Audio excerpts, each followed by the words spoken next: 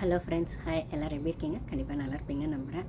என்னப்பா, டெல்லி தமிழ்நாடு, அப்புறம் ஃபேர்நீட் பேண்ட்நீட், இது ரெண்டுத்துக்கும் நடுவில் ஜனநாயகன், அதுக்கப்புறம் சினிமா பிரபலங்கள்னு சொல்லக்கூடிய ரஞ்சித் அவர்கள், அமீர் அவர்கள், அப்புறம் நடுவில் சனம் ஷெட்டி அவர்கள் அப்படின்னு இந்த ரெண்டு கான்ஃப்ளிக்ட்டுக்கு நடுவில் என்ன தான் நடக்குது அப்படின்னு ஓரளவுக்கு புரிஞ்ச ஜனங்க ஓகே, ஒன்றுமே புரியாத ஜனங்களுக்கு நம்மளுக்கு இந்த தலைவலியே வேண்டாம் அப்படிங்கிறவங்க ஓகே. இந்த அறகுறையாக புரிஞ்சிக்கிட்டு என்ன நடக்குது, எதுக்காக போராட்டம் பண்ணுறாங்க, டெல்லியில் நடக்கிறதுக்கான விஷயங்கள் என்ன, இங்கே திடீர்னு தமிழ்நாட்டில் ஒன்று உருவாகி இருக்கே அதுக்கு பேர் என்ன அப்படின்னு புரியாமல் இருக்கும்போது அது என்ன சொல்கிறது, குழம்புன குட்டையில் மீன் பிடிக்கிற கதை தான் அப்படிங்கிற மாதிரி மொட்டை தலைக்கும் முழங்காலுக்கும் முடிச்சு போட்டு என்னென்னமோ பண்ணி சுற்றி நிற்கிற இடம் எதுன்னு பார்த்தா ஜனநாயகன் படம் ரிலீஸ் ஆனது தான் இவங்களுக்குலாம் பிரச்சனை.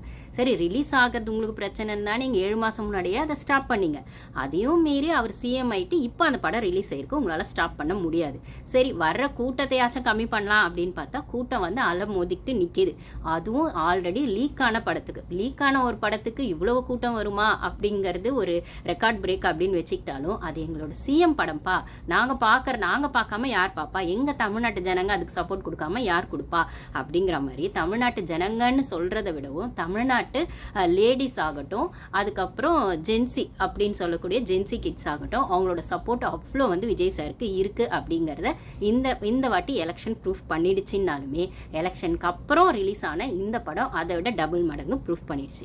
அதில் ஒரு பார்ட்டு தான் எலெக்ஷனும் நாங்கள் தான், கலெக்ஷனும் நாங்கள் தான் அப்படின்னு ஜனநாயகன் ரிவ்யூ அப்படின்னு நம்ம ஆரம்பித்தாலுமே அவங்க யாருமே ரிவ்யூ படம் பார்த்துட்டு வெளில வரவங்க கிட்ட ரிவ்யூன்னு கேட்டாலுமே இதில் ரிவ்யூ பண்ண என்ன இருக்குது, நம்ம சிஎம் படம் கொண்டாடணும் அவ்வளோதான். இதுக்கப்புறம் விஜய் சார் படம் பண்ண போகிறதில்ல, அப்படி இருக்கும்போது இந்த படத்தை ஃபெஸ்டிவலாகவே கொண்டாடுவோம் அப்படின்னு அவங்க கொண்டாடுறாங்க.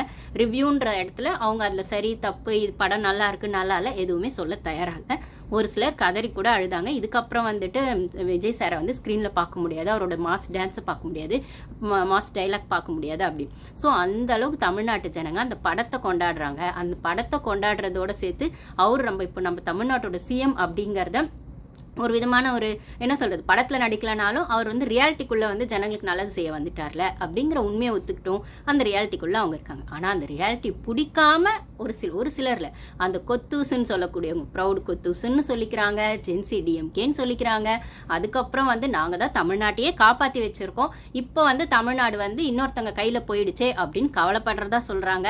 இதுக்கெல்லாம் நடுவில் இதை ஒரு ப்ரொட்டஸ்ட் அப்படிங்கிற பேர்லையும் மக்கள் என்ன சொல்கிறது, ஸ்டூடெண்ட்ஸ் போராட்டம் அப்படிங்கிற பேர்லையும் பூசி மழுப்பி